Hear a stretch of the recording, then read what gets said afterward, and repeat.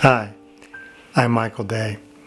For nearly 40 years, Susan and I have been fortunate enough to share our lives with 7 unique and wonderful Springer Spaniels. This video is a celebration of their companionship. At the end of the video, there's a slide with information about my blog and how to contact me. If you'd like to see some other videos, especially some other travel videos, hit that little subscribe button in the lower right-hand corner. Thanks for watching. For those of you who have watched other videos on my YouTube channel, this video may be different. It really is meant for friends we've interacted with the past 40 years, and who at one time or another visited our home in Laramie, Wyoming. For if they did, they met 1, likely 2, or even 3 of our canine companions. From Christmas 1982 to Christmas season 2020, we've had the good fortune to share our lives with 7 wonderful Springer Spaniels. Actually, our first, named Rags, was a split, half Springer and half Brittany Spaniel. This video is a remembrance, of sorts, of the very special time and place they had in our lives and always will in our hearts. Why Springers? Before Susan and I moved to Laramie in 1982, we assumed we'd share our lives with sheepdogs, a breed we fell in love with while living in Ann Arbor, Michigan. But then, shortly before leaving Ann Arbor, we house and dog sat for friends and met Cassie, a dainty and very sweet Springer Spaniel. We liked her a lot. We were hooked. I don't have a photo of Cassie, but found a Springer pup photo on Google. That reminds me of her. At the time we moved to Laramie, both Susan and I were long-distance runners. Susan had already run a marathon, and I was training to run my first. Springer Spaniels enjoy long-distance running too. And together, we ran and ran and ran. The running trails in and around Laramie are marvelous, abundant and wonderful, from open prairie to tree-lined mountain paths. Susan and I still run, but not nearly so far. And that distance seems to fit nicely with our final 2 aging Springers. We've been so very fortunate living with 7 unique and wonderful Springers, and can't imagine any being upstaged by new additions. So, it's unlikely we'll look to bring future Springers into our lives. It's more likely we'll look to a different breed that might better fit our less active lifestyle. Perhaps Newfoundlands. So, as we end the numerous decades blessed by Springer companions, it seems appropriate to assemble a small collection of photos celebrating their lives and love. But first, a brief introduction to our 7 Springers. Our first Springer, Rags, our Sprit, arrived Christmas Day 1982 during a snowstorm. A tough, sturdy, lovable Springer who didn't like being abandoned when Susan and I went to work, and who often escaped from our rural backyard in West Laramie, digging under the fence, spending the rest of the day with a neighbor who lived nearby. A few years later, Susan and I felt Rags needed a mate. So in January 1986, we added Sammy to the household. Sammy was a wonderful dog, born to run. Our many companions truly loved running on open prairie with Sammy, making one of their objectives catching Sammy, who always led the pack, and touching his tail. Few were successful, but along the way, Sammy helped make even better some very good distance runners. In 1987, Susan, Rags, Sammy, and I moved from West Laramie to our current home, within a stone's throw of the university where I worked and the legal office where Susan worked. For the first time, Rags and Sammy had a large outdoor kennel with doghouse to spend weekdays when we were working, and we continued our long prairie and mountain trail runs on the weekend. They seemed very content. Then, in the early 90s, Rags was diagnosed with lymphoma cancer. She was screened at Colorado State University Vet School in Fort Collins, able to live out her final days at home, and died, we hope peacefully, in 1994, under her favorite blooming lilac bush while we were working. A year before, a gifted artist friend visited us from her home in the UK and made lovely pastels of both Sammy with ears flying and Rags resting under her lilacs. For a few months, Sammy was our lone wolf, but in fall we learned of a Springer breeder in Cheyenne, Wyoming, visited, and brought Molly home. Molly was a real sweetheart, not the leader of the pack. That was Sammy's domain, but after a bit accepted her and they became good friends. Tragically, Sammy died suddenly while we were hunting for a Christmas tree shortly after Thanksgiving 1997. While running along to the side, he seems to have experienced an internal trauma, ruptured spleen perhaps, and was in a great deal of stress. He died shortly thereafter. We were devastated. Many in our running community lost a dear companion too. Now Molly was our queen bee. We sensed she rather enjoyed all the attention, but not for long. Perhaps it was time to bring a litter of Springer pups into the world. We found a very handsome black Springer named Rusty, whose family agreed with the union. We all looked forward to pups. But, unfortunately, Molly miscarried after a month and we didn't try again. Instead, we located a litter of pups in Craig, Colorado, half the litter black and half liver in color. As tribute to Molly's boyfriend, Rusty, we decided on a black colored male, who we named Andy. Initially, Molly was not pleased with this arrangement. Yet, she soon relented, and they became good friends. To begin with, Andy loved to play, especially in recently raked leaves.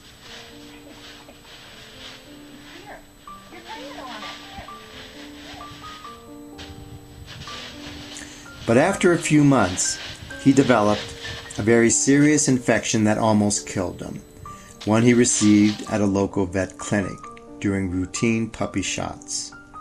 It was during this time we changed vet clinics to Chappelle's Small Animal Hospital in Fort Collins, Colorado, and found a primary vet, Dr. Tracy Tate, who has now taken care of our dogs for the past 20 years.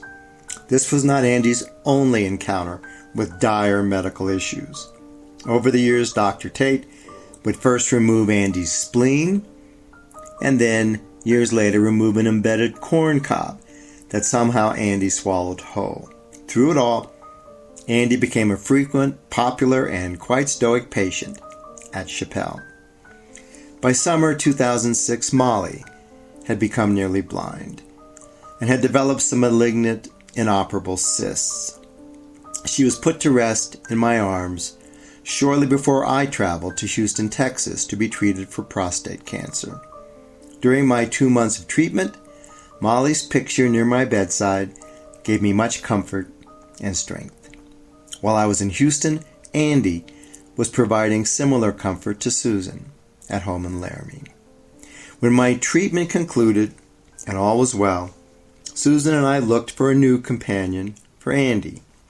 This time it would be 2 companions from a litter in Fort Collins, brother and sister, one liver-colored, who we named Rusty, and one black-colored, who we named Sorrel. Shortly after that new year, during another holiday snowstorm, I fetched the pups and brought them home to Laramie in a cardboard, blanket-lined box. Sorrel seemingly, grudgingly sleeping. After all, she was used to being first in line for daily feedings. And Rusty repeatedly climbing out of the box, finally allowed to sleep peacefully in my lap. In Andy's stoic way, he welcomed the energetic pups, and for the next 6 years was a gracious companion. Then Andy endured a new medical challenge, developing progressive paralysis in his back and hind legs. We had him put to sleep at Chappelle in July 2012. I carried Andy's ashes with me when I trekked the base camp Mount Everest later that fall, and spread some of his ashes during a Buddhist ceremony at base camp, and the rest from the 18,000-foot summit of Kalapathar, where, seeing the mountain peak, his ashes and spirit traveled to the top of the world. When I returned from my trek to base camp Everest, Susan waited with a surprise. While I was away, she found a 9 to 10-year-old black-colored male through the regional Springer Rescue Group. His name was Trigger, and it was love at first sight.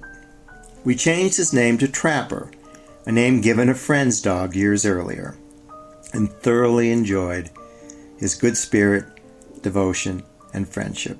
For 5 years, Trapper was a very patient and devoted special uncle-like companion of the twins, an affectionate name we gave Sorrel and Rusty since they were brother and sister, and because they neither looked nor behaved alike.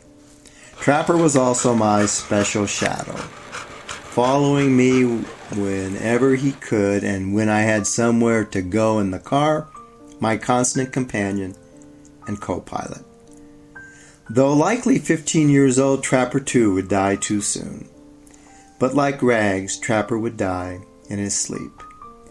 Now the twins are 14 and slowing down, but we love them greatly and cherish every day we have with them. A few years back, as a gift for Susan's 60th birthday, a very gifted Laramie artist immortalized Rusty and Sorrel in a painting. And this year's holiday greeting card features the two of them posing as a tree ornament. What follows now are a selection of photos and videos from our Canine Family album of all 7 Springers, who gave and are giving so much of themselves to keep us happy and sane. At the end of the video is a slide with my blog address where you can contact me. Thanks again for watching.